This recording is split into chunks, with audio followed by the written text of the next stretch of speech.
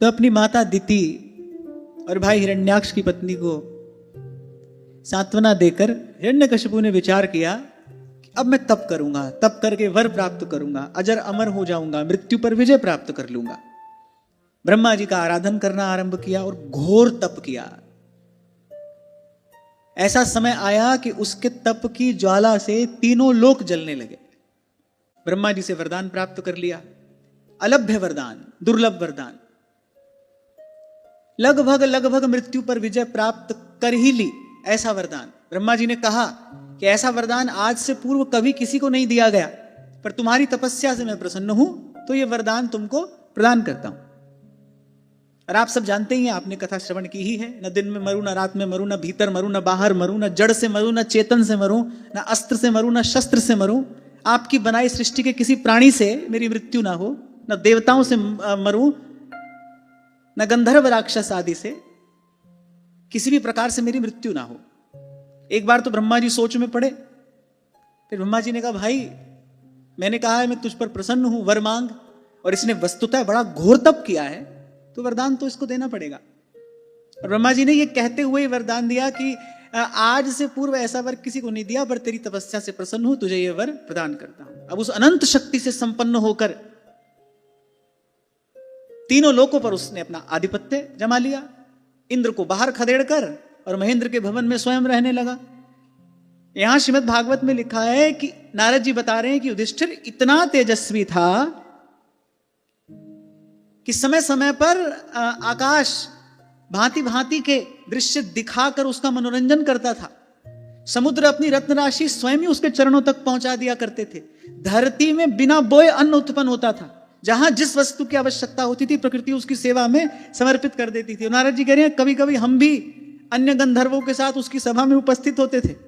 इतना तेजस्वी, तीनों लोकों पर अब उसका आधिपत्य है। पर यहां एक बात लिखी है, बोले तीनों लोकों का स्वामी होने पर भी है अपनी इंद्रियों का दास ही। इसलिए बेचैन रहता है, इसीलिए व्याकुल रहता है, इसीलिए उदास रहता है, इसीलिए अप्रसन्न रहता है। तीनों लोगों का स्वामी है। देवता तो कहीं उसके आसपास निकट भी नहीं आते। सिद्धचारण गंधर्व सुबह शाम उपस्थित होकर उसकी स्तुति करते हैं। एक बात मैं विचार कर रहा था, भगवान भक्त का पक्षपात तो करते हैं भाई, अवश्य ही करते हैं। श्री सनकादिक ने श्राप दिया जय विजय को, चाहे वो हिरण्याक्ष हिरण्यकशिपु बने, चाहे वो रावण कुंभकर्ण बने या शिशुपाल दंतवक्त्र बने, पर तीनों ही जन्मों में उनका ऐश्वर्य और बल अतुलित रहा। तीनों लोगों के स्वामी ही बनकर रहे। अब भगवान ने कहा ठीक है भाई, महात्माओं का श्राप है, इसको तो तुमको स्वीकार करना पड़ेगा और उद्धार भी तुम्हारा हम कर ही देंगे। लेकिन भगवान के भक्त हैं तो जन्म भी लिया, भले भले असुर हुए, पर सबके स्वामी बनकर रहे, सबके ईश्वर बनकर रहे। तो यहां नारद जी सुना रहे हैं महाराज युधिष्ठिर को यह प्रसंग। बोले युधिष्ठिर दिग्विजयी है, एक छत्र सम्राट है, पर फिर भी अपूर्ण ही अनुभव करता है स्वयं को, फिर भी बेचैन रहता है, व्याकुल रहता है। क्यों? क्योंकि बोले अंततः है तो इंद्रियों का दास ही ना। तो यहां एक बात कही गई है कि वस्तुतः त्रिलोक विजय विजय नहीं है। हमारे यहां प्रार्थना की जाती है हमको मन की शक्ति देना, मन विजय करें। हम इतने समर्थ हो जाएं कि मन को जहां नहीं जाना चाहिए वहां न जाने दें, मन पर अंकुश हो जाए। और मन पर अंकुश नहीं तो भाई जो भी प्राप्त किया है ना वो साधारण है, अर्थात प्राप्त हुआ है, समाप्त भी हो जाएगा। ऐसा दुर्लभ वर ब्रह्मा जी से पा लिया, न दिन में मरूं न रात में मरूं, न सुबह मरूं न शाम को मरूं, न भीतर मरूं न बाहर मरूं, न धरती पे मरूं न आकाश में मरूं, न अस्त्र से मरूं न शस्त्र से, न जड़ से न चेतन से। आपकी सृष्टि के किसी प्राणी से मेरी मृत्यु ना हो।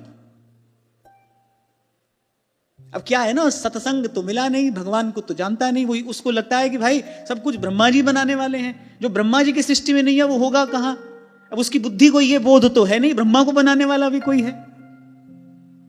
कोई ऐसा है जिसके पास सब विपदाओं का हल है, उससे चतुराई कोई नहीं कर सकता। उसका हो जाने का, उसको जीत लेने का तो केवल एक ही मार्ग है। भगवान अजित है ना, उसको जीत लेने का एक ही मार्ग है, उसके चरणों में अपना सर्वस्व हार जाइए। प्रभु को जीत लेने का यही मार्ग है। अब मैं नाचो थक्यो गोपाल, अब मैं नाचो थक्यो गोपाल। यज्ञ याग आदि सब उसने बंद करा दिए। हरि भक्तों को गिन गिन कर चुन चुन कर त्रास देता है। वो अत्यंत कठोर उसका शासन है। प्रकृति भयभीत है। सब मैंने बताया, आसमान उसका मनोरंजन करता है। पृथ्वी बिना ही बोए अन्न देती है। समुद्र अपनी रत्न राशि स्वयं ही उसके चरणों में आकर पहुंचा देता है। अब उसके इस कठोर शासन से सब लोकपाल त्रस्त हो गए भगवान की शरण में। भगवान ने कहा, हाँ भाई, हम जानते हैं, हम इस दुष्ट की दुष्टता भी जानते हैं, हम तुम्हारा कष्ट, तुम्हारी पीड़ा भी जानते हैं। पर भगवान ने कहा, डरो मत। यदा देवेषु वेदेषु गोषु विप्रेषु साधुषु धर्मे मयि च विद्वेषः सवा आशु विनश्यति।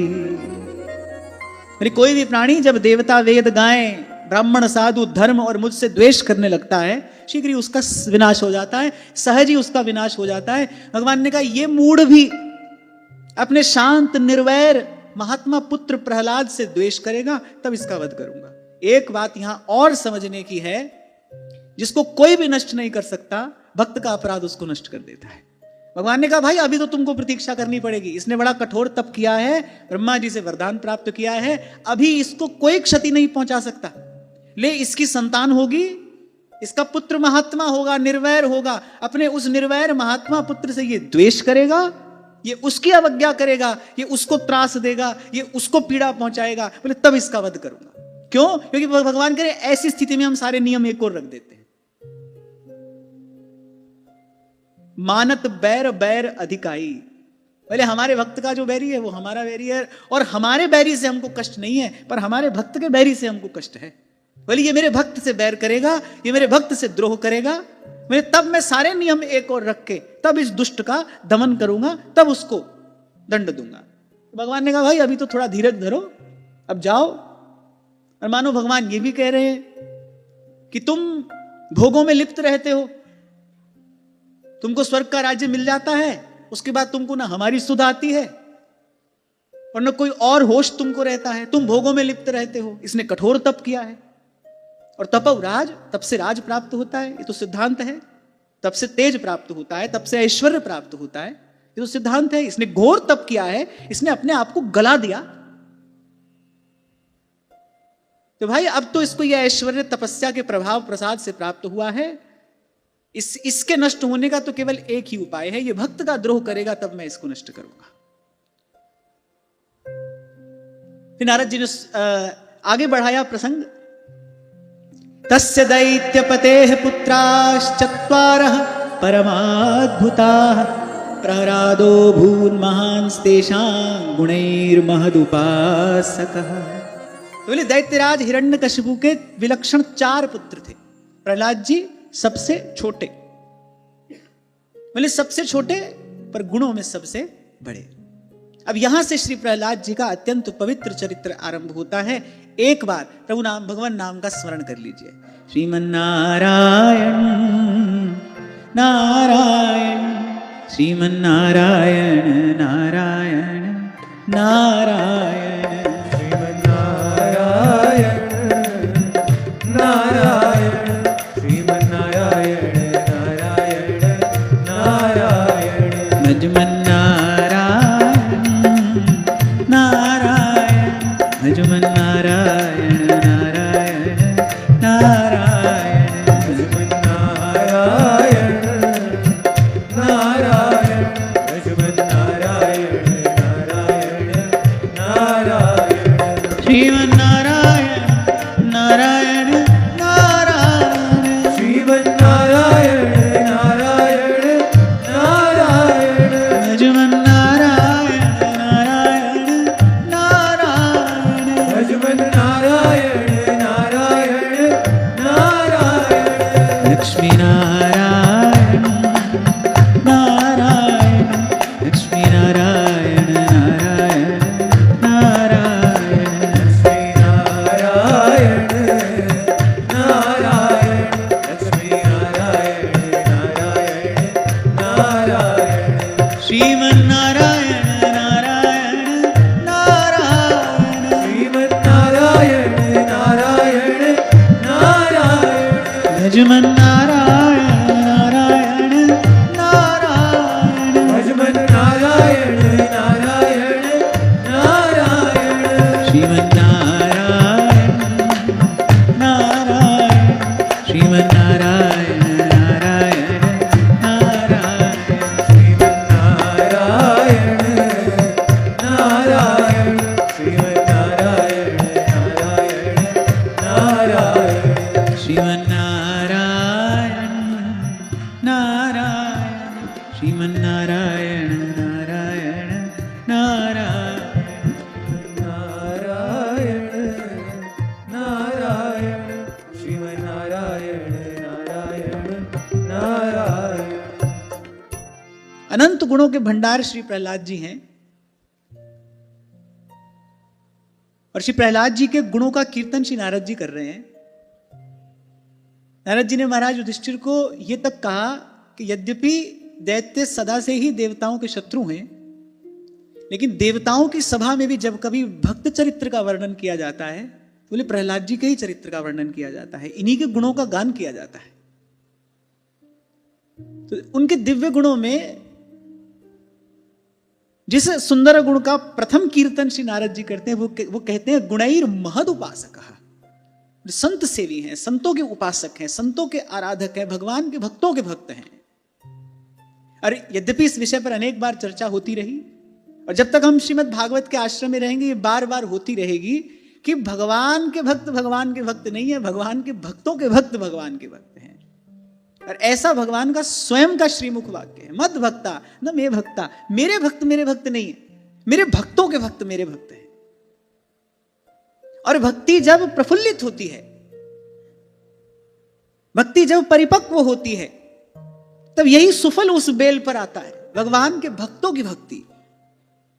श्याम श्यामा पद कमल संगी सिर नायो।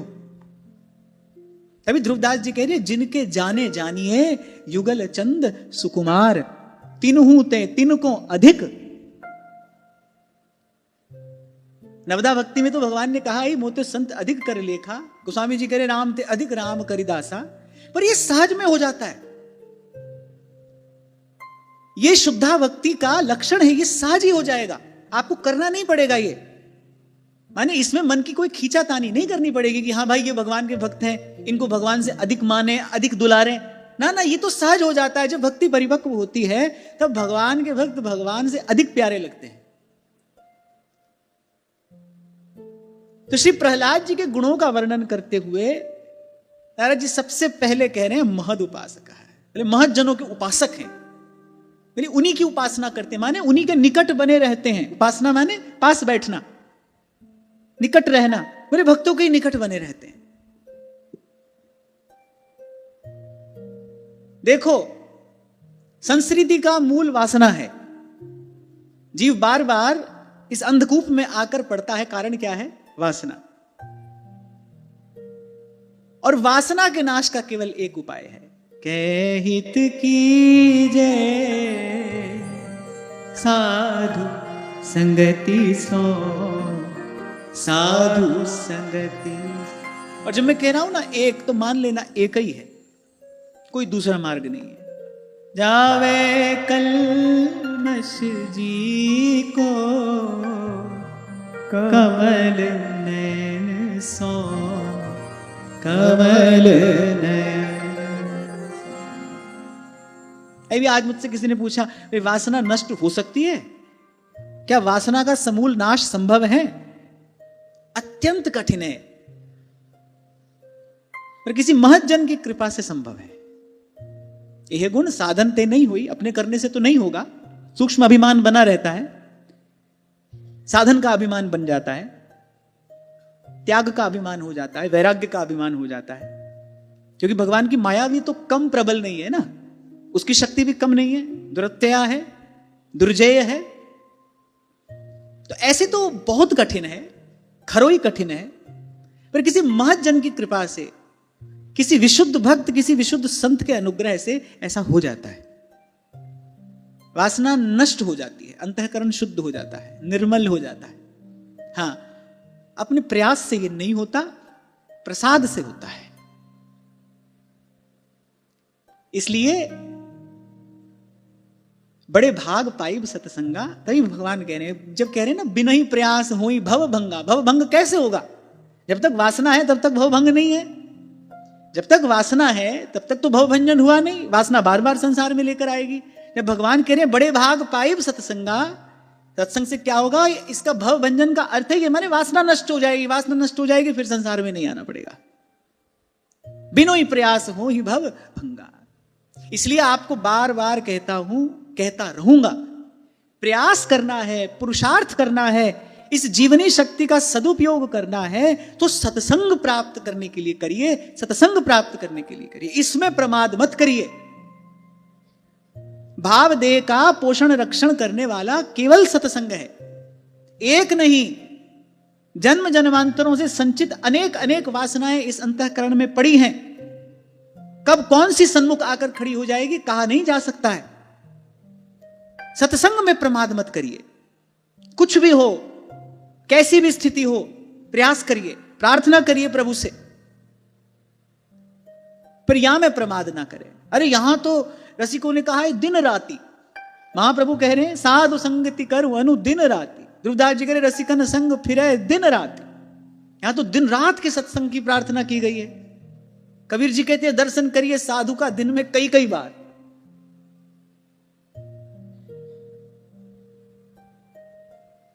और भाई परसों आपको यही बात तो कह रहा था, ये तो केवल मन का बहाना है कि जब श्री जी कृपा करेंगी तब ऐसा होगा। श्री जी ने तो कृपा कर रखी है।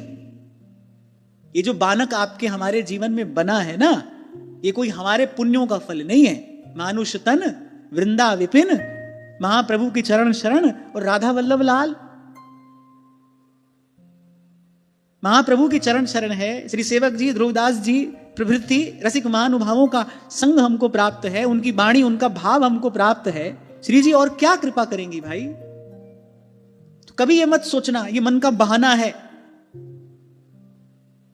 ये केवल आपके अंतःकरण का प्रमाद है। जब आप ये कहते हो श्री जी कृपा करेंगी, कभी होगा, कभी देखा जाएगा, जब कृपा करेंगी तब ऐसा करेंगे। श्री जी ने तो कृपा कर दी, उनके पास जो अधिकाधिक था वो उन्होंने कृपा करके आपको प्रदान कर दिया। अच्छा, हमारी श्री जी का स्वभाव भी ऐसा ही है, वो कृपा करती है तो ऐसे आधी अधूरी तो करती नहीं, कर दी तो पूरी कर ही दी।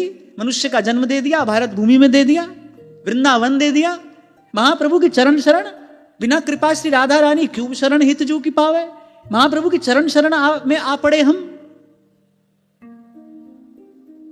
राधा वल्लभ लाल मिल गए। तो ये बहाना तो बिल्कुल मत बनाओ, और बनाओ तो बनाते रह जाओ, बनाओ तो बनाते रह जाओ। क्षण भंगुर जीवन है, आज है फिर नहीं है। इसलिए संत कहते भाई अपने ऊपर कुछ दया करो, पहले अपने ऊपर दया करो, पहले अपने ऊपर कृपा करो। व्यवहार में व्यक्ति कहता है जब तक आप प्रसन्न नहीं है तब तक किसी को प्रसन्न कैसे रखेंगे। ऐसे ही जब तक आप अपने ऊपर दया नहीं करोगे तब तक दया, क्षमा आदि ये गुण जीवन में कैसे धारण करोगे। पहले आप अपने ऊपर दया करो। सत्संग में प्रमाद नहीं होना चाहिए, कदापि नहीं होना चाहिए। भगवान ने आपको अधिकाधिक दे दिया है, आवश्यकता से अधिक दे दिया है, प्रचुर मात्रा में दे दिया है। अब भी ना करो तो फिर तो संत कह रहे ताको रहिए रोई। बोले बड़ा अभागा है भाई, ताको रहिए रोई। और जन्म जन्मांतर से ये जो विषय रस है इसने आपको प्रमादी बना रखा है। अब भाई इससे निकलने के लिए आपको थोड़ी मेहनत करनी पड़ेगी। इसीलिए बाबा बुल्ले शाह कहते हैं एथो पुटना ते एथे लाना, थोड़ा थोड़ा प्रयास करना पड़ेगा। और मैं आपको बार बार चेताता रहूंगा, बताता रहूंगा, आपके माध्यम से स्वयं को कहता रहूंगा कि संसार के लिए बहुत प्रयास आप कर रहे हो। आप ये मत कहो कि नहीं भाई इतना परिश्रम तुम नहीं कर सकते। खूब कर रहे हो आप, दिन रात चक्की में पिस रहे हो, जी रहे हो, मर रहे हो। इससे बड़ा परिश्रम और क्या होगा। इस संसार के लिए बार बार जी रहे हो, बार बार मर रहे हो, इस दुख रूप संसार में बार बार आकर गिर रहे हो। इससे बड़ा परिश्रम और क्या करोगे। अभी कल आपको कह रहा था इसका शतांश भी भगवान के लिए करो तो ये तो हाथ आ जाए। ये तो इतने भोले, इतने सीधे हैं। गई मारन पूतना कुछ काहल कूट लगाए, मातु की गति दई ताहि कृपाल जादो राय। ये तो इतने दयालु कृपालु हैं, नेक से प्रयास में हाथ आ जाते हैं। सूरदास जी कहते हैं ना, कह रहे प्रभु को देखो एक सुभाई, देखो भगवान का स्वभाव देखो। कह रहे अपने जन के राई के समान प्रयास को प्रभु कितना अधिक करके मानते हैं। तो ये मत कहो कि हम प्रयास नहीं कर सकते, ये केवल आपके मन का प्रमाद है और ये मन के बहाने हैं और ये माया श्री कृष्ण की। अरे जीते जागते मनुष्य हो, तुम्हारे हृदय में भगवान बैठे हैं, वो चेतन तत्व तुम्हारे भीतर विराजमान है। और मनुष्य जीवन है क्या? भगवान को पाने की योग्यता, सामर्थ्य, पात्रता सब कुछ तो है। देवता कह रहे हैं ये बात, एतदेव ही देवा गायन्ति अहो अमीशा किमकारी शोभनम प्रसन्न येषां स्विदुतु स्वयं हरिः यैर्जन्म लब्धं नृषु भारताजिरे मुकुंद सेवौपैकं स्पृहाहि। कहते हैं देवता जब भारतवासियों को देखते हैं तो अपने मन में ये विचार करते हैं, कहते हैं एतदेव ही देवा गायन्ति, बोले इन पर श्री हरि प्रसन्न ही हो गए हैं क्या? ये जो भारत भूमि पर इनको ये मनुष्य का जन्म मिल गया है, लगता है श्री हरि इन पर प्रसन्न हो गए हैं। यही बात आपको कह रहा हूं, श्री जी ने कृपा कर दी है, और क्या कृपा करेंगी? तुम अपने ऊपर कृपा करो। कि इनको भारत भूमि पर जन्म दे दिया है, क्योंकि भारत भूमि पर जन्म क्या है? मुकुंद सेवा उपैकम स्पृहाहीन, वो सीधे सीधे भगवत सेवा की योग्यता है, भगवान के सानिध्य में पहुंच जाने की पात्रता है इस पवित्र भारत भूमि पर जन्म।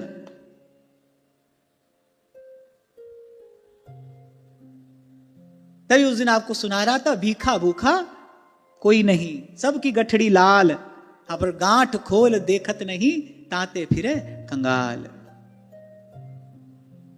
तो वासना नाश संभव है, महत जनों के अनुग्रह से संभव है। हाँ, बिना महत पाद रजोभिषेकम ये संभव नहीं है, महत जनों के अनुग्रह से संभव है। अब महत जन किस पर अनुग्रह करेंगे, क्यों करेंगे, कैसे करेंगे, एक बड़ा प्रश्न है। महत जन क्यों अनुग्रह करेंगे, किस पर करेंगे और कैसे करेंगे, ये तीन प्रश्न है। पहली बात, उपासना करिए। उपासना माने उनके निकट जाइए। तन ही राख सत्संग में, महाप्रभु करे राख उठ और ये कार्य कर, तन ही राख सत्संग में। ये बैठे बैठे नहीं हो जाएगा, बैठे बैठे एक कार्य होता है। क्या? बैठे बैठे एक कार्य होता है, बताओ क्या?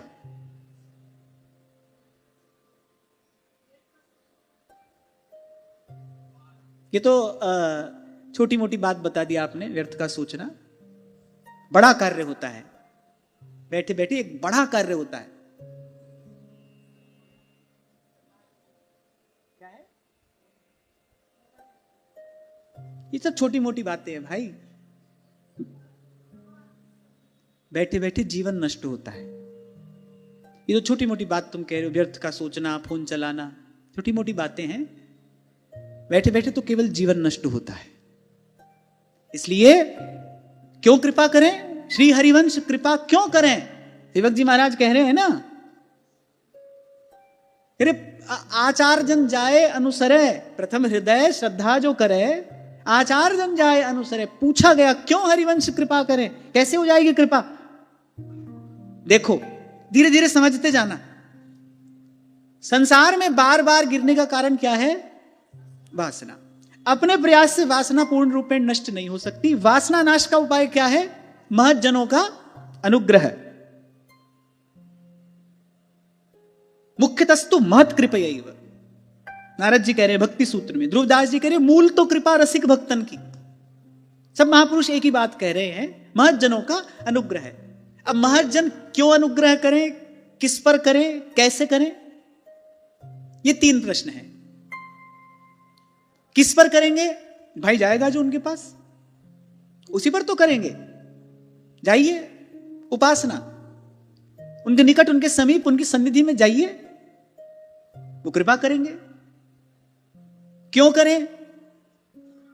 क्यों करेंगे कृपा? जब आपके भीतर वो वस्तुतः कोई लालसा, जिज्ञासा, पिपासा देखेंगे, आप चाहते हैं प्रभु को, कुछ है आपके भीतर, आप भी भजन करना चाहते हैं, आप भी साधन करना चाहते हैं, ये थोड़ी सी चाह वो आपके भीतर देखेंगे, आप पर कृपा करेंगे। हमारे पूज्य श्री पंडित जी महाराज तो यही कहा करते थे बार बार, बोले काऊ को भगवान में लगा देनो, या से बड़ो कोई यज्ञ नहीं है, या से बड़ो कोई पुण्य नहीं है, क्योंकि या से अधिक प्राणनाथ की कृपा और काऊ प्रकारते नहीं हुए। काऊ को भगवान में लगा देनो, किसी को आप सन्मार्ग पर लगा दे। और महज्जनों का यही कार्य है, इसी परमार्थ के लिए संत आते हैं, इसी परोपकार के लिए संतों का, आचार्यों का, महज्जनों का इस धराधाम पर अवतरण होता है। तो किस पर कृपा करेंगे? जाएगा पास। श्रद्धा लेकर, श्रद्धा जो करे प्रथम हृदय, श्रद्धा जो करे आचार्य जन जाए अनुसरे, जहां जहां हरिवंश के रसकन की सेवा जब होई, प्रीति सहित बूझऊ तब कोई। कौन सुरीति, कौन आचरण, कौन सुकृत जिहि पावे शरण, क्यों हरिवंश कृपा करे। ये सब जिज्ञासा, पिपासा, श्रद्धा लेकर महज्जनों के निकट जाओगे और फिर देखेंगे वो आप में कुछ श्रद्धा है, आप कुछ भाव लिए हो, पूर्व की कुछ संचित संपत्ति है, कुछ भजन की इच्छा है, आप पर कृपा करेंगे। और कैसे कृपा करेंगे? तो महज्जनों के अनुग्रह करने की अनेक अनेक विधियां हैं। दृष्टि से भी कर सकते हैं, शब्द से भी कर सकते हैं, अपने संकल्प से भी कर सकते हैं। लेकिन इसमें सबसे मूल बात क्या है? तन ही राख सतसंग में। अरे उठकर जाओ तो सही। हाथ पर हाथ धरे बैठे रहोगे तो कैसे होगा? तो नहीं होगा। उत्तिष्ठत जागृत प्राप्य वरान निबोधत। उपनिषद की आज्ञा है, उत्तिष्ठत, पहले उठो, जागो, प्राप्य वरान निबोधत। और जो प्राप्त करने योग्य श्रेष्ठ तत्व है उसको जाकर प्राप्त करो। उठो, जागो। हमने भाव भाव भाव करते हुए हमने इतना सस्ता समझ लिया भगवान को, संसार का मजा भी लेते रहे, ये सब नाच गाना हंसी खेल तमाशा भी होता रहे, भगवान भी मिल जाए। आज तक तो ऐसा हुआ नहीं। कल भी मैं आपको कह रहा था, अपने अपने तन मन प्राण को जिन्होंने न्यौछावर कर दिया उनको भगवान मिले, हमको ऐसे ही मिल जाए, उनके साथ कितना बड़ा अन्याय हो जाएगा। ये उनके साथ कितना बड़ा अन्याय हो जाएगा। अरे आपको ये तो बहुत कठिन बात आप बता रहे हैं, असंभव नहीं है भाई। और आप कर सकते हो। ये बात मैं क्यों कह रहा हूं? क्योंकि इससे कहीं अधिक परिश्रम आप जन्म जन्म से संसार के लिए करते आए हो। तभी जीव की दशा देखकर संत कह रहे हैं, दो पाटन के बीच में साबत बचान।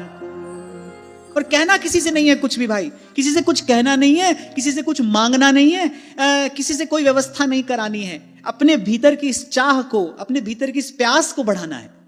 भगवान बनाएंगे आपके लिए रास्ता, अवश्य बनाएंगे, क्यों नहीं बनाएंगे, बनाते आए हैं।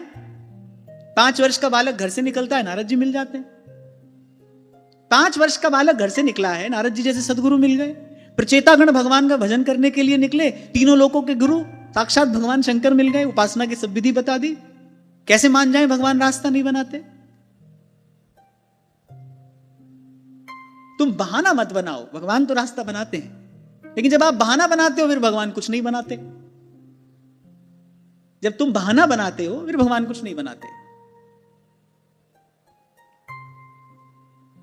तो ये इस पहली बात से ये बड़ा महत्वपूर्ण सूत्र हमारे हाथ आता है कि संसार में बार बार गिरने का कारण वासना है। वासना नष्ट होती है महज्जनों के संग से। अब महज्जन क्यों अनुग्रह करें, किस पर करें, कैसे करें, ये सब आपने श्रवण किया।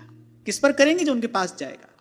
क्यों करेंगे? जब आपके भीतर वो कुछ चाह देखेंगे, कुछ थोड़ी सी, कुछ इच्छा, कुछ प्यास हो आपके भीतर, देखेंगे तो आप पर कृपा करेंगे। और कैसे करेंगे ये मैंने आपको निवेदन किया। उनके पास कृपा करने की अनेक अनेक विधियां हैं। शब्द से भी कर सकते हैं, दृष्टि से भी कर सकते हैं, स्पर्श से भी कर सकते हैं, अपने संकल्प से तो वो करते ही हैं।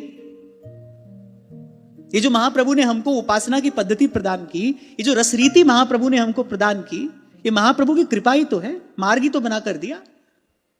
तनई राख सत्संग में मनई प्रेम रस भेव, सुख चाहत हरिवंश हित कृष्ण कल्प तरु सेव। ये उपासना पद्धति ही तो महाप्रभु ने प्रदान की है। ऐसे ही तो महज्जन कृपा करते। तो सबसे पहला गुण क्या है? महद उपासक। बोले महज्जनों के उपासक हैं, भक्तों के सेवी हैं, संतों के सेवक हैं। फिर उसके बाद कह रहे हैं, ब्रह्मण्य शील संपन्न सत्यसंधो जितेन्द्रिय आत्मवत् सर्वभूतानामेकः प्रिय सुहृत् प्रियोत्तमः। आप ब्रह्मण्य, ब्राह्मणों के भक्त, ये गुण भगवान को बड़ा प्रिय है।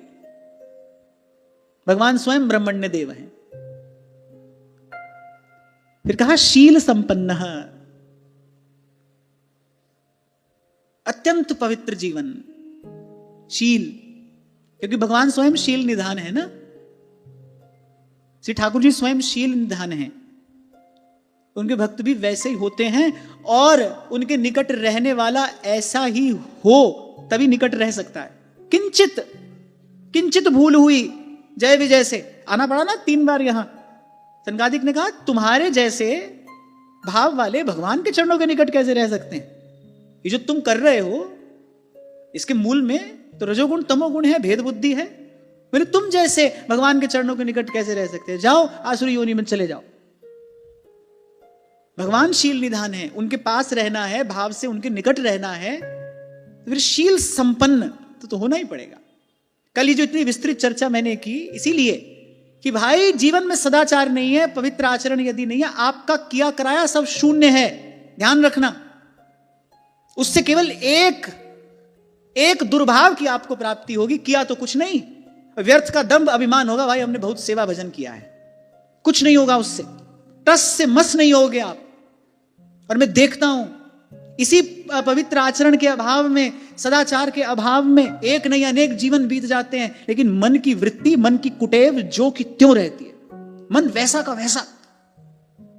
बार बार कहता हूं ना आपसे, व्यक्ति बदल जाते हैं, स्थान बदल जाते हैं, समय बदल जाता है, लेकिन वो जो मन का राग द्वेष है, वो जो ईर्ष्या मद मात्सर्य आदि वृत्तियां हैं, वो जो काम क्रोध आदि विकार हैं, वो नहीं बदलते, वो तो ज्यों के त्यों रहते हैं। तभी कबीर कहते हैं फिरा न मन का फेर। बोले बोले एक जन्म नहीं, मैं तो संतों की एक एक शब्द का विचार करता रहता हूं। कबीर कह रहे माला फेरत जुग भया, एक युग में कितनी बार जन्म हुआ, कितनी बार मरे। माला फेरत जुग भया, फिरा न मन का फेर। मन वैसा का वैसा है, केवल केवल कारण बदले, व्यक्ति बदल गए, स्थान बदल गए, समय बदल गया। हमारी ईर्ष्या द्वेष कहां गई? मद मात्सर्य कहां गया? वो काम क्रोध कहां गया? सकल व्याधियों का जो मूल है मोह, वो तो ज्यों का त्यों बना है, क्योंकि दुरंत है।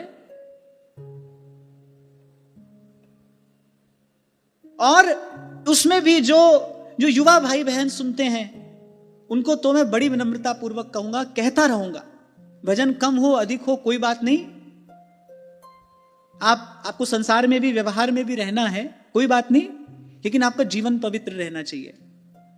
आपसे कह रहा था ना, औषधि तो 2 या 3 बार ही ली जाती है दिन में, लेकिन जो परहेज है वो तो 24 घंटे रखना पड़ता है। परहेज का समय नहीं होता, औषधि का समय होता है।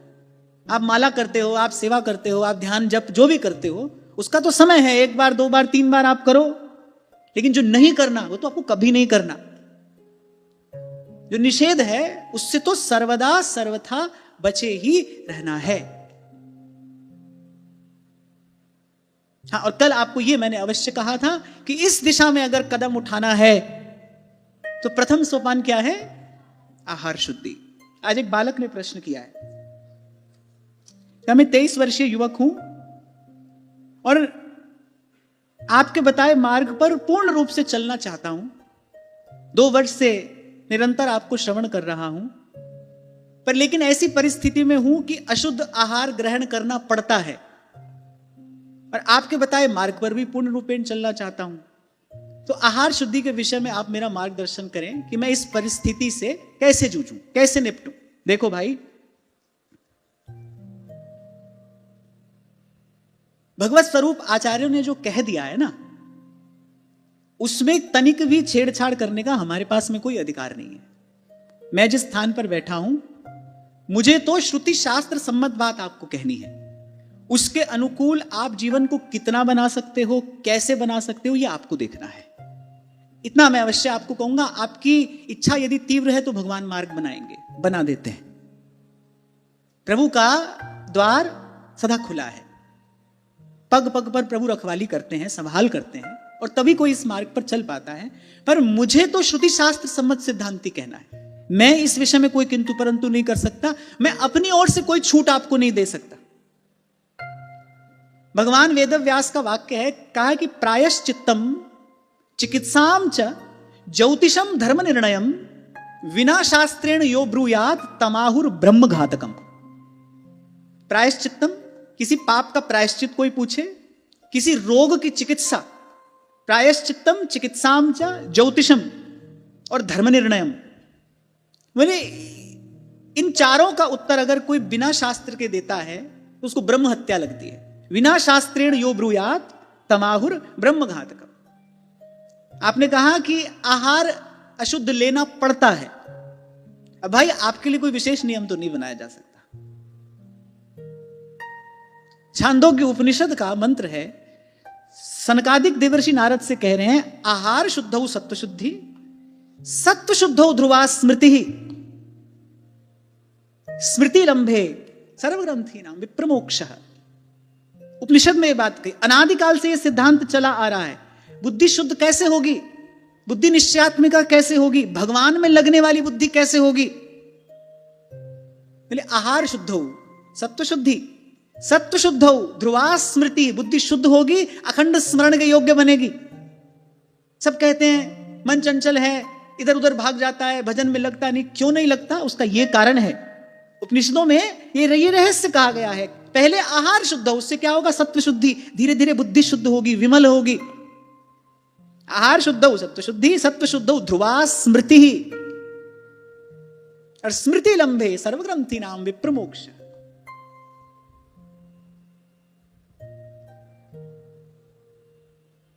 स्मृति लंबे बोले सब जो ग्रंथियां हैं बोले उनसे मुक्ति हो जाएगी। लेकिन सबसे पहले आहार शुद्धि। और आपसे कहा था मैंने, वहां युद्ध के क्षेत्र मैदान में कृष्ण आहार की बात कर रहे हैं। बड़ा आश्चर्य होता है। अब हमको लगता है तो बड़ी छोटी सी बात है, हमने कभी इस पर ध्यान ही नहीं दिया। प्रसाद के नाम पर सब ठूसते गए। तभी कल मैंने आपसे कहा था, ये सब अपने मन की छिपी हुई वासनाएं हैं भाई। ये सब मन की छिपी हुई वासनाएं हैं, जो अपने मन में इच्छा हुई, ठाकुर जी को भोग लगाया और फिर प्रसाद के नाम पर सब ठूस लिया। और मैंने एक और बात कही थी, ठीक है भाई वो तो भगवान है, उनको तो सब हजम है, उनको तो कोई दोष लग नहीं सकता, उनमें कोई विकार आ नहीं सकता। फिर आप कहो कि भाई हम तो प्रसाद ही पाते हैं, प्रसाद का नियम है कण मात्र पाइए। आप प्रसाद नहीं पाते, आप वस्तु पाते हैं, और वो भी स्वाद बुद्धि से पाते हैं। ये जितना पसारा किया गया है ये सब मानव मन और बुद्धि का पसारा है भाई। भगवान को इससे लेना देना नहीं है।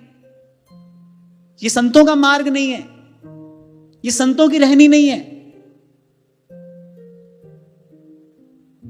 और मैं तो बिल्कुल भी स्वीकार करने के लिए तैयार नहीं हूं कि ऐसा भी आहार आपका होगा, आपकी बुद्धि शुद्ध हो जाएगी, आपका मन भजन में लग जाएगा। क्योंकि भाई अपना अनुभव सबसे बड़ा प्रमाण होता है। और इस विषय में भगवत कृपा से, गुरु कृपा से हमारा अनुभव तो यही कहता है, जब तक आहार शुद्ध सात्विक पवित्र नहीं होगा, बुद्धि शुद्ध नहीं हो सकती।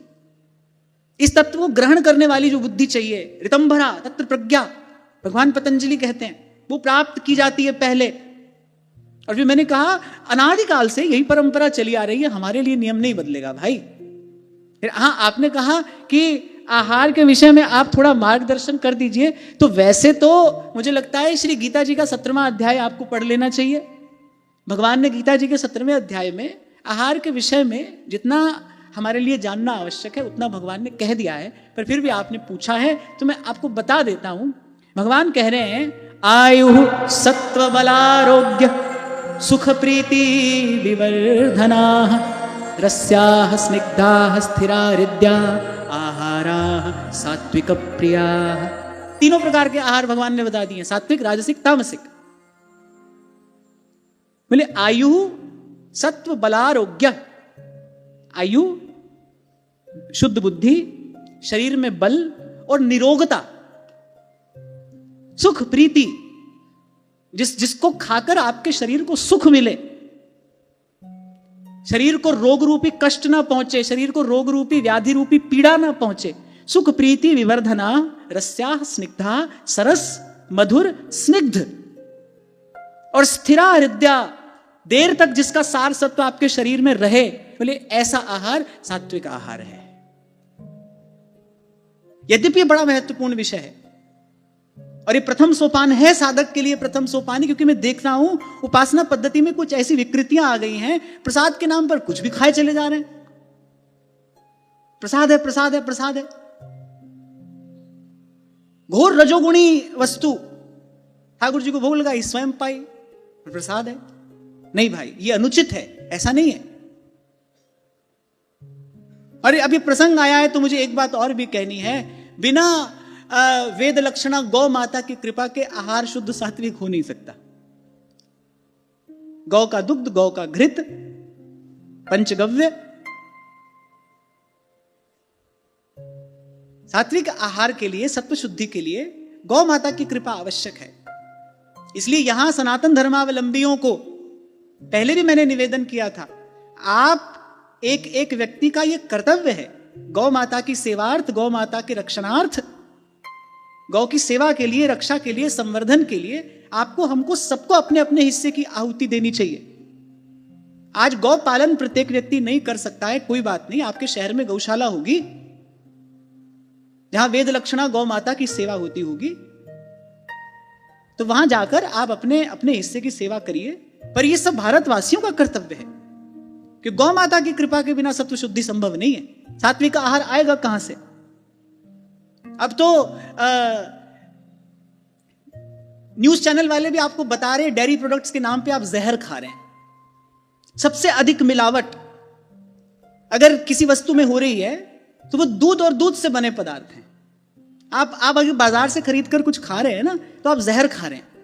It's a slow poison. वो धीरे धीरे पता नहीं कौन से रोग का कारण आपके शरीर में बनेगा। ये तो सब मान रहे हैं, सब स्वीकार कर रहे हैं। मीडिया रिपोर्ट लाकर आपको दे रहा है, भाई इससे बचना। इसलिए अब ये प्रसंग आया तो मैंने कहा भाई गौ माता की कृपा आवश्यक है, गौ माता की सेवा होनी चाहिए। कर सकते हो व्यक्तिगत रूप से तो फिर इसके जैसी तो कोई बात ही नहीं है, अवश्य करो। पर यदि नहीं कर सकते तो अपने हिस्से की सेवा जरूर गौ माता तक पहुंचानी चाहिए। गौ समग्र प्रकृति का मूर्तिवंत रूप है, सारी प्रकृति प्रसन्न होती है गौ सेवा से, और गौ की कृपा से ही आहार शुद्धि होगी, आहार शुद्धि से सत्व शुद्धि होगी।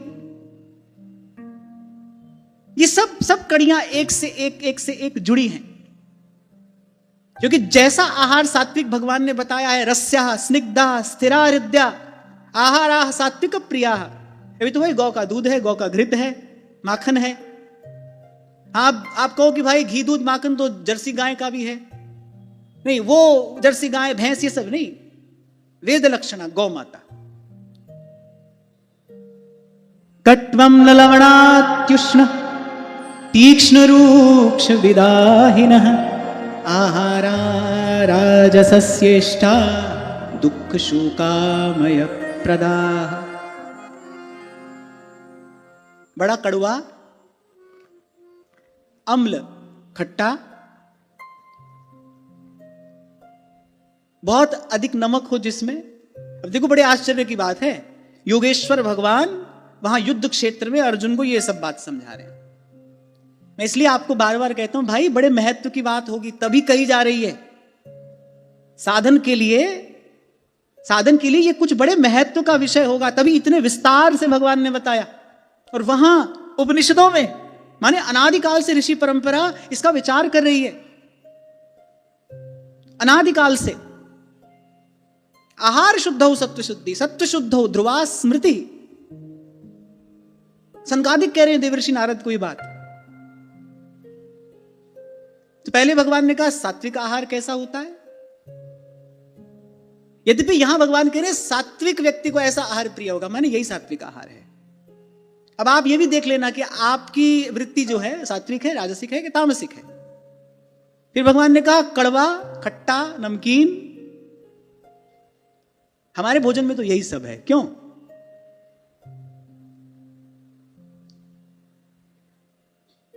भोजन जितना अपने प्राकृतिक स्वरूप से दूर होता चला जाएगा उतना ही अयोग्य होता जाएगा, निरर्थक होता चला जाएगा।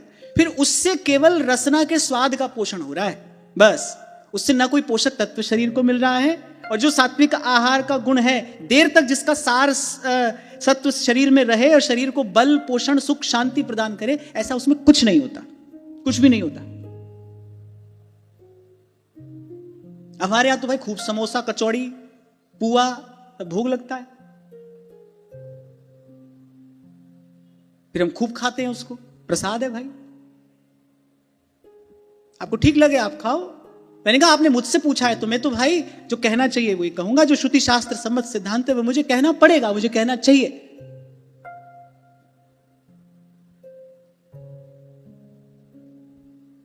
तो बोले कड़वा, खट्टा, नमकीन, अत्युष्ण। अत्युष्ण माने गरम गरम।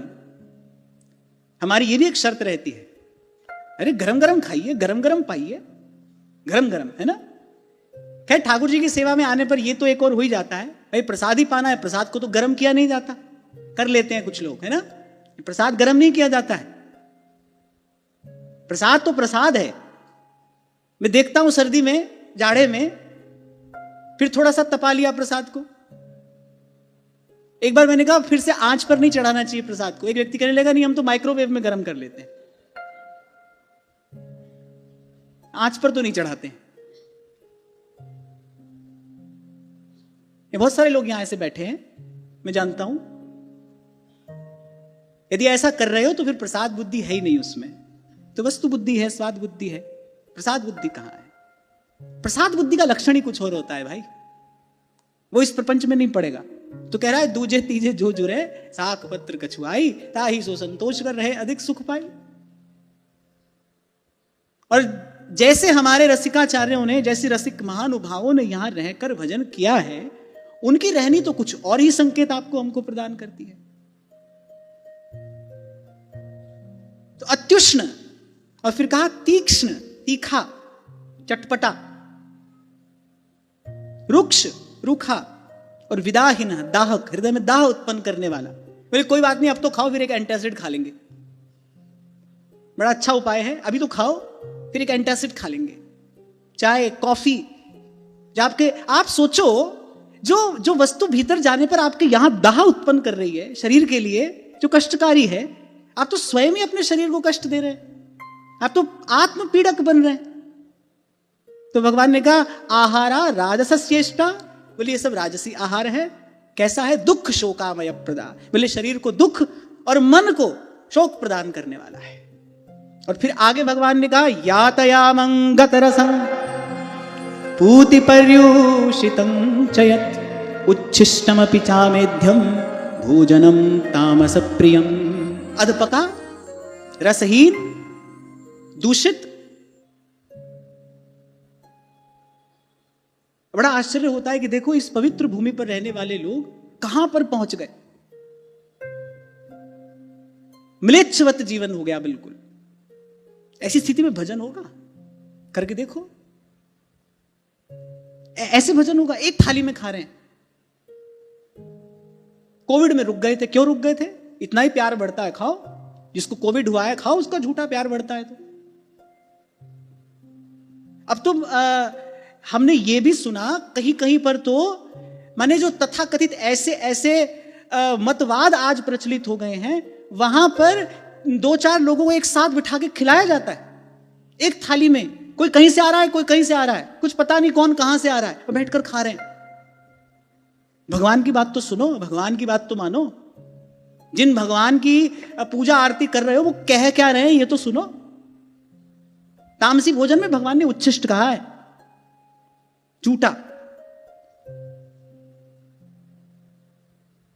पहले अधपका, बासी, झूठा। बहुत सारी माताएं मैंने रख देती है ना रात को ही फ्रिज में बनाकर, अगले दिन साग सब्जी काम आ जाएगा। होता है ना ऐसे।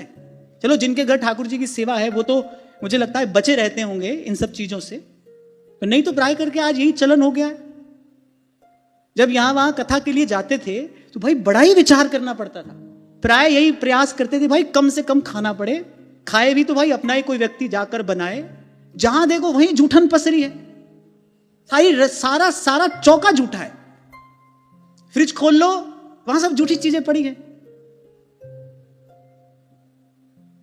माने कभी सोचो तो बड़ी ग्लानि होती है। ऐसा म्लेच्छ आचरण है, भजन होगा? ऐसे भजन होगा? ठाकुर जी तो भाव के भूखे हैं। कभी ठाकुर जी ने कहा नहीं ये बात आकर किसी को, इसकी उसकी सुनी, कह रहे हैं सब भाव के भूखे हैं। पर ध्यान रखना, भूलना नहीं, आहार शुद्धो सत्व शुद्धि, सत्व शुद्धो ध्रुवा स्मृति।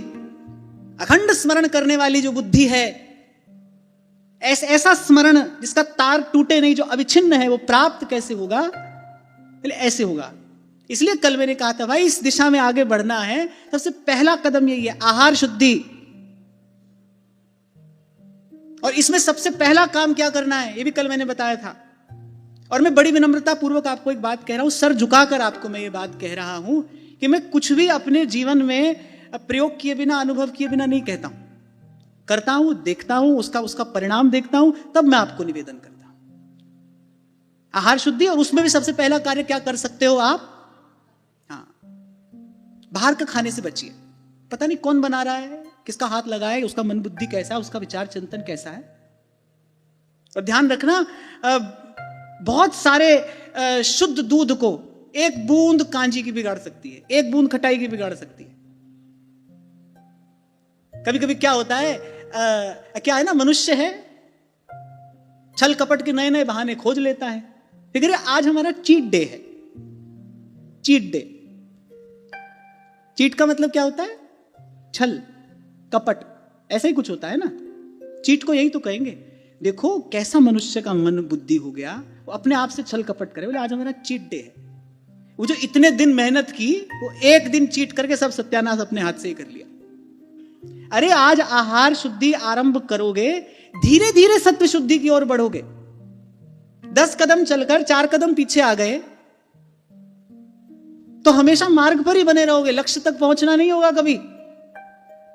और चलो ठीक है, तामसी आहार लेने वाले तो यहां नहीं है, लेकिन भगवान ने जो कहा है उसके अनुसार राजसी आहार तो सभी ले रहे हैं। अब सुनो, सात्विक आहार का परिणाम क्या है, राजसी का परिणाम क्या है, तामसी का परिणाम क्या है। सात्विक आहार स्फूर्ति लाने वाला होगा, उत्साह लाने वाला होगा।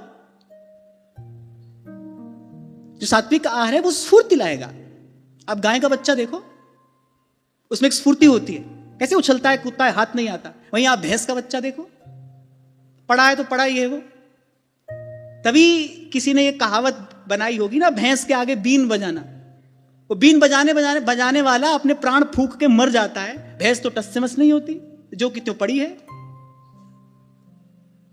ऐसा ही भैंस का दूध पीने वाले की बुद्धि हो जाती है। अभी तो कुछ समय पहले किसी ने कहा गधी का दूध पियो, कहा था ना किसी ने, उसमें बड़ा गुण है।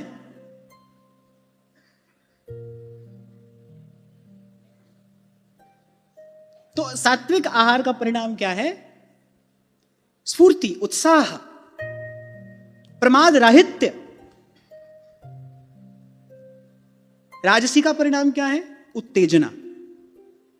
वो इंद्रियों को उत्तेजित करने वाला है। ये जो भगवान ने कहा ना, कड़वा, खट्टा, बहुत नमकीन, अति उष्ण। साध रहे हैं ब्रह्मचर्य, बात हो रही है ब्रह्मचर्य की, जीवनी शक्ति को बचाने की, उसका ऊर्ध्वगमन कराने की। बात हो रही है सखी भाव से प्रिया जी के निकट पहुंचने की। चांद सूरज जहां पौन न पानी, पहुंचना है वहां। और खा रहे हैं ऐसा आहार जो आपकी जीवनी शक्ति को नीचे की ओर धकेल रहा है, काम वासना को बढ़ाने वाला है, क्रोध आदि वृत्तियों को उत्तेजित करने वाला है। ऐसा आहार खा रहे हैं। बड़ा धन्यवाद है इस बालक का जिसने प्रश्न पूछा। बड़ी महत्वपूर्ण चर्चा है, अत्यंत महत्वपूर्ण। इस सोपान को पार किए बिना आगे जा ही नहीं सकते, आप नहीं जा सकते। तभी कबीर कह रहे हैं, खट्टा मीठा चरपरा जिब्बा सब सुख ले, मेरे चोरन कुतिया मिल गई पहरा किसका दे।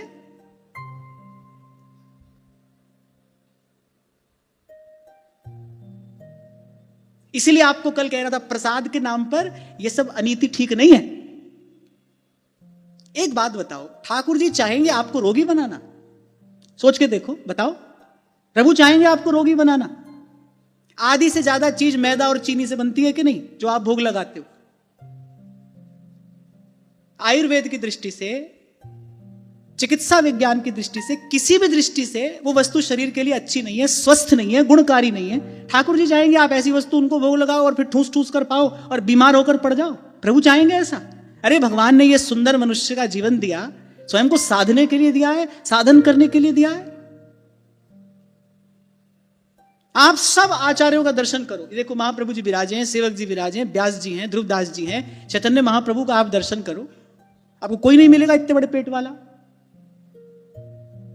कैसा सुंदर अद्भुत आचार्यों का स्वरूप है। वपु भी जो है कितना सुंदर है। खैर महाप्रभु के लिए तो क्या कहना करे, मार विमोहन तन धर्यो। और भी आचार्यों का आप दर्शन करिए, संत भक्तों का आप दर्शन करिए। संत का दर्शन तो ऐसा हो देखकर भगवान की याद आ जाए, भगवत स्मृति हो जाए। दर्शन कीजिए साधु का साहेब आवे याद। तो भोजन बिगाड़कर मन को ना बिगाड़िए और भूलिएगा मत कि इस दिशा में आगे जाना है तो भाई सबसे पहला परिश्रम तो यही करना पड़ेगा, बाकी सारी बात उसके बाद। और आपने पूछा तो मैंने बताया, भगवान ने बड़े विस्तार से इसका वर्णन कर दिया है। आप और अच्छे से आपको पढ़ना हो तो श्री गीता जी का 17वां अध्याय आप जाकर पढ़ना। मां भगवान ने बड़े बड़े विस्तार से और सब बात भी बताई है जो काम की है। और प्रसाद के नाम पर यह अनीति तो बिल्कुल ना करिए। श्री जी को बिल्कुल आवश्यकता नहीं है ऐसी वस्तुओं की।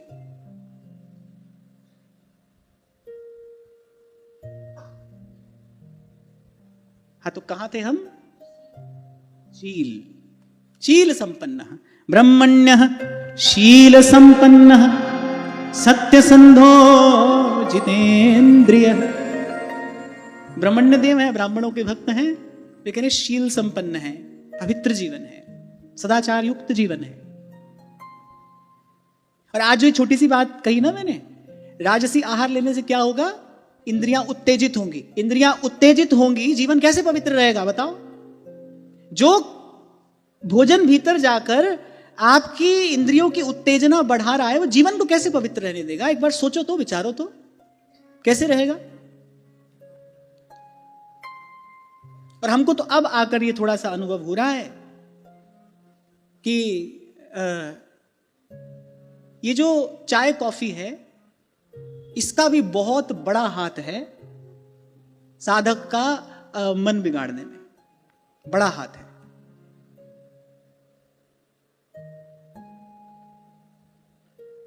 तो मैंने कहा ना, जब अनुभव होता है तो मेरी इच्छा होती है कि आपको ये बात बतानी चाहिए। जिस बात से मुझे लाभ हुआ हो, मेरी इच्छा होती है कि वो बात मैं आपको भी बताऊं, आपको भी लाभ हो इससे।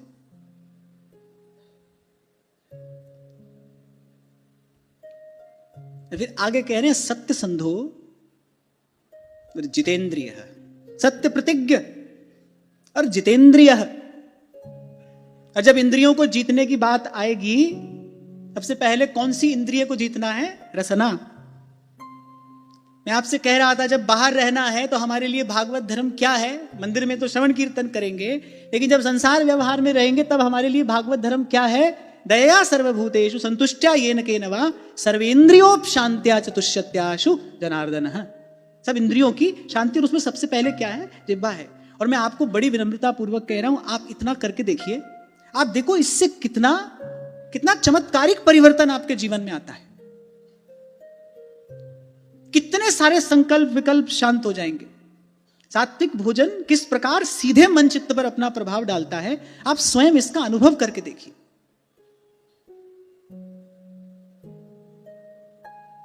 कल ललित तो मुझे बता रहा था, बोले कि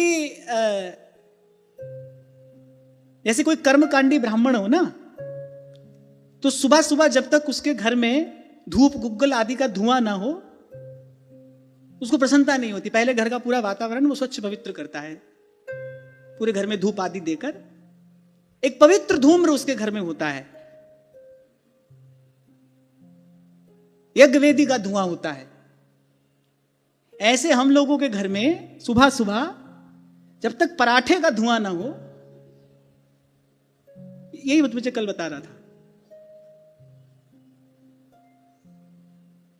सब हंस रहे हैं क्योंकि सब उसी का ही भोग लगाते हैं ना।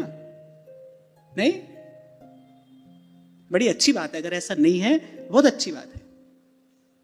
एक वैष्णव के घर का वातावरण पवित्रतम होना चाहिए, इस प्रकार दूषित नहीं होना चाहिए। डॉक्टर से भी जाकर पूछ लो, जब कितना ही शुद्ध घी क्यों ना हो, लेकिन जब उसको जला दिया जाता है ना तो वो ऑक्सीडाइज्ड हो जाता है, उसके पोषक तत्व जो है वो तो नष्ट हो ही जाते हैं, अपितु उसमें विकार उत्पन्न हो जाता है। इसलिए मैंने कहा प्रकृति अपने प्राकृतिक रूप से जितना दूर होता चला जाएगा भोजन, उतना ही उसका पोषक तत्व नष्ट होता चला जाएगा, उसमें विकार बढ़ते चले जाएंगे।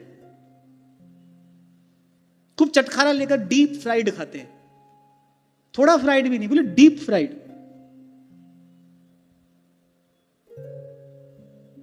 आज जब जाकर विचार करोगे, अगर करते हो, श्रवण के बाद अगर चिंतन मनन करते हो, तो आज जाकर जब आप विचार करोगे तब आपको लगेगा, भाई आपको समझ में आएगा हमसे कहां भूल हो रही है, कौन कौन से छिद्र हैं हमारे पात्र में, कौन कौन सा छिद्र हमको भरना है। और मैं कहकर आगे बढ़ता हूं कि अप्रत्याशित लाभ होगा आपको यदि आप ये संयम अपने जीवन में साध पाए तो। शरीर में बल, स्फूर्ति, आरोग्य, ये सब आपको प्राप्त होगा। और भूलना नहीं, तन बिन वेद भजन नहीं बरना, गोस्वामी जी कह रहे हैं ये बात। और जो कुछ दिन पहले मैंने आपसे एक बात कही थी, आपको कुछ रुपए दिए जाएं कि जाओ बाजार से जाकर अमनियां ले आओ और आप जाकर अपनी मौज मस्ती में उसको उड़ा दो, तो कितना बड़ा पाप किया कि नहीं किया। ऐसे ही ठाकुर जी ने आपको ये शरीर देकर भेजा, जाओ भाई जाकर हमारा भजन करो, सेवा करो, और इसको इंद्रियों के स्वाद के लिए, अपनी मौज मस्ती के लिए इसको इस प्रकार से कष्ट दिया, नष्ट किया, पाप किया कि नहीं किया। ये आत्मपीड़न है कि नहीं है, टॉर्चरिंग योर ओन सेल्फ, ये अपने आप को पीड़ा पहुंचाना है कि नहीं, थोड़े से स्वाद के लिए। चलो मान लिया सात्विक आहार बहुत स्वादिष्ट नहीं होगा, नहीं, लेकिन वो पीछे आपको निरोगता देगा, सुख देगा, शांति देगा। और मैं कहता हूं लंबे समय तक आप स्वस्थ हैं, आपका मन शांत रहेगा। रोग आदि चित्त में विक्षेप उत्पन्न करते हैं ना। कोई समय था जब इस भारत भूमि पर यह स्वर गूंजा करता था, पहला सुख निरोगी काया, इसको प्राप्त करने के लिए प्रथम प्रयास किया जाता था, बोले बाकी सब पीछे, पहला सुख निरोगी काया, पहले हमारा शरीर स्वस्थ हो। वेद के मंत्र हैं, ऋषि परंपरा गान करती आई है इसका अनादिकाल से। हम बलवान बने, तेजस्वी हो, वीर्यवान हो, हमारा जीवन स्वस्थ हो, निरोग हो। सर्वे संतु निरामया, सर्वे भद्राणि पश्यन्तु, मां कश्चित् दुःख भाग भवेत्, सर्वे भवन्तु सुखिनः।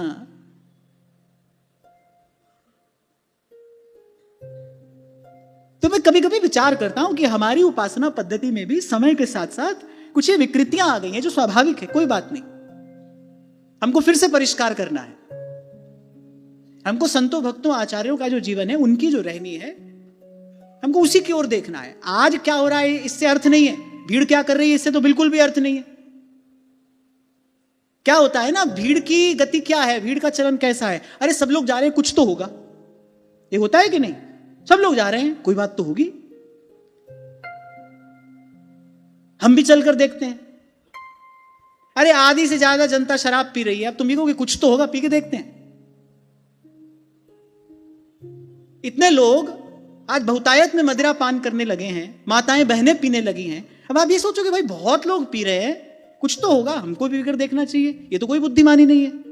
तो भीड़ का चलन नहीं देखना है, हमको हमारे आचार्यों गुरुजनों ने जो मार्ग दिखाया है उसका विचार करना है, उस पर चलना है। केवल गाना नहीं है, जी मार्ग सब संत गया छे, वी मार्ग में जास्या, मन लाग्यो हरि जी सू, अब ना रहूंगी अटक। तो कहा ब्रह्मण्य शील संपन्न, सत्य संधो और जितेंद्रिय। और फिर कहा आत्मवत् सर्वभूता नाम, अपना सा जी सबको जाने। आत्मवत् सर्वभूता नाम एक प्रिय सुहृत्तम, सबके प्रिय और सबके हितकारी, सब ही मानप्रद आप अमानी। एक बार ये सब सुनकर विचार करना, प्रभु को कैसा जनप्रिय है। अरे हम भी अपनी छोटी सी चीज अपनी पसंद से लेते हैं, नारा लगाता है व्यक्ति, it's my choice. Thakur ji पर कुछ कैसे थोप दोगे, वो भी अपनी पसंद से चुनते हैं किसी को। यमे वैश वृणुते, जिसका वर्ण करते हैं, जिसको चयन करते हैं। प्रिय देखना पड़ेगा ना, कैसा जन प्रभु को प्यारा है, प्रभु के प्रिय जन कैसे होते हैं और कैसे जन प्रभु को प्रिय हैं। ब्रह्मण्य शील संपन्न, सत्य संधो, जितेंद्रिय, आत्मवत् सर्वभूतानां, सर्वथा राग द्वेष से रहित। कल भी आपसे मैं कह रहा था, ये संत का सर्वोज्वल गुण है, और ऐसे संत का दर्शन भगवान दुर्लभ बताते हैं। वासुदेव सर्वमिति समहात्मा सुदुर्लभ, सर्वथा राग द्वेष से विहीन। यद्यपि पहले भी इस विषय पर चर्चा होती रही, साधक को जो नीचे गिराता है वो दुर्गुण है ईर्ष्या, द्वेष। ये साधक को गिरा देता है, पथ पतन करा देता है, उसको पता नहीं चलता। एक बात और ध्यान रखना, जब ये दुर्घटना घट रही होती है पता नहीं चलता। होता है ना शरीर में कभी कभी कोई ऐसा रोग हो जाता है, जब वो पनप रहा होता है, विकसित हो रहा होता है, तब पता नहीं चलता, सीधे ही उसके लक्षण प्रकट होते हैं। फिर डॉक्टर को जाकर दिखाओ तो कहता है भाई अब तो 2-4 महीने का समय बचा है आपके पास। होता है ना ऐसा। ऐसे ही साधक को नीचे गिराने वाली ईर्ष्या है, द्वेष है। इसलिए यहां कहा, बोले जो प्रभु का प्रियजन है ना, आत्मवत सर्वभूतानां एकः प्रिय सुहृत्तमः। अरे कभी सोचो, जिससे क्रोध कर रहे हो, जिससे द्वेष कर रहे हो, उसके भीतर कोई और बैठा है क्या? साईं के सब जीव हैं कीड़ी कुंजर दोए, अरे कापे तू दाया करे और कासो निर्दय होए। व्यास जी कह रहे जल सींचत है मूल में, मंदिर में ठाकुर जी की सेवा करी, वृक्ष लगावे आग, और मन में ईर्षा द्वेष की अग्नि जली है। इष्ट से ये अन्य निंदरे तेजन महा अभाग। इसलिए महाप्रभु ने कहा रसना कटऊं जो अन्न रटऊं, ये तो लक्ष्य है, यहां तक तो कोई पहुंचेगा, समझे ना अलप तप। वृंदावन रस के रसिक ते तो पैयत थोर, श्री हरिवंश जो कयो रस बिरलो समझन हार। श्री हरिवंश प्रसिद्ध धर्म समझे ना अलप तप। ये महापुरुष जो कह रहे हैं, किस लिए कह रहे हैं? तुलसीदास जी कह रहे ते तो पैयत थोर, तो थोड़े ही होंगे भाई, तो वहां तक तो भाई कोई पहुंचेगा। आरंभ कहां से करा रहे हैं? सब सो हित। यही चूक जाता है व्यक्ति, यही नहीं होता। इसके बिना मति निष्काम नहीं होगी, मति निष्काम के बिना ले लो कितना ही सुंदर विला वृंदावन में, वो विश्राम थोड़ी मिल जाएगा। सब सुहित निष्काम मति। उस दिन विश्राम की क्या परिभाषा हमने विचारी थी? हाँ, जैसे सुख दुख की अपनी एक परिभाषा है ना। हमारी समझ में जो सुख दुख है वो वस्तुतः सुख दुख नहीं है। अच्छा, दुख क्या है? जन्म मरण दुख है। सुख क्या है? भगवत भजन, भगवत चरणारविंद का आश्रय, यही सच्चा सुख है। विश्राम क्या है? मन का संकल्प विकल्प रहित हो जाना, ये विश्राम है। जब तक सर्व के प्रति एक भाव नहीं होगा, सद्भाव नहीं होगा, समभाव नहीं होगा, जब तक सबसे हित नहीं हुआ, मति निष्काम कैसे होगी भाई? निष्काम माने संकल्प विकल्प से रहित कैसे होगा? कैसे वृंदावन विश्राम मिलेगा? भजन तो इसकी अगली बात है। राधा वल्लभ लाल को हृदय ध्यान मुख नाम। तभी पूज्य श्री पंडित जी महाराज का ये वाक्य बड़ा प्रिय हमको लगता है। कहते भाई इनमें पूरो लगनो पड़ेगो, ऐसे ये हाथ ना आवे। भगत रसिक देव जी भी कह रहे हैं, नाचे गावे चित्र बनावे और करे काव्य चटकीली, सांच बिना हरि हाथ ना आवे, सब रहनी है ढीली। सांच बिना हरि हाथ ना आवे, इनमें पूरो लगनो पड़ेगो। आज मैं आते हुए ये बात कह रहा था, मैंने कहा भाई अब ऐसा लगता है कि नहीं, थोड़ा भी व्यवहार विक्षेप का कारण है। थोड़ा भी व्यवहार है ना जो रह गया है, वो भी विक्षेप का ही कारण है। माने वो चित्त को पूर्ण रूपेण राग द्वेष से रहित नहीं होने देता, वो बीज डाल ही देता है।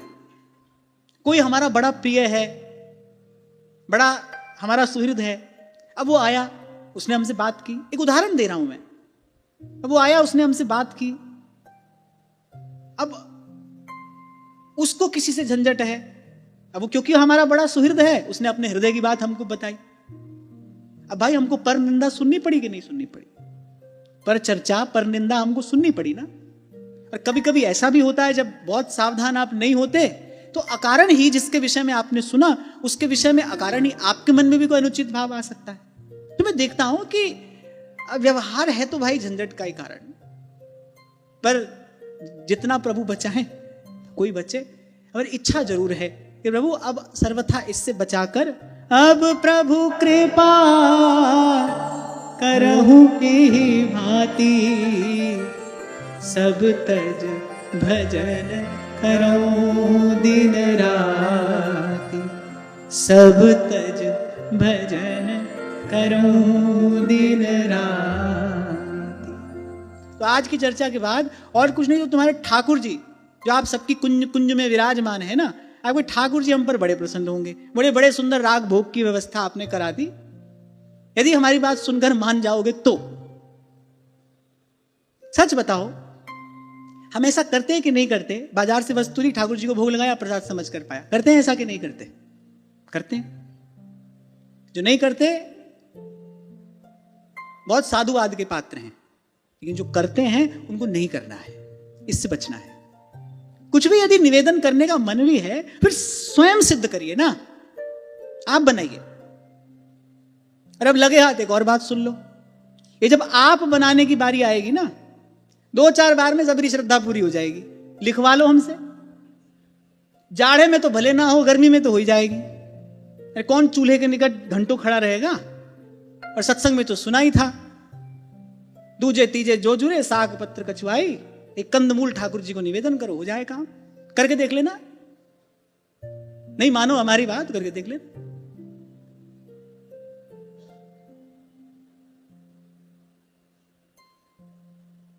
तो चलो ठीक है, सब कुछ आप अपने मेन्यू कार्ड से नहीं हटाना चाहते, कोई बात नहीं। एक बात हटा दो कि भाई जो भी भोग लगाएंगे स्वयं बनाकर लगाएंगे, सबका समाधान हो जाएगा, बिना कुछ किए हो जाएगा।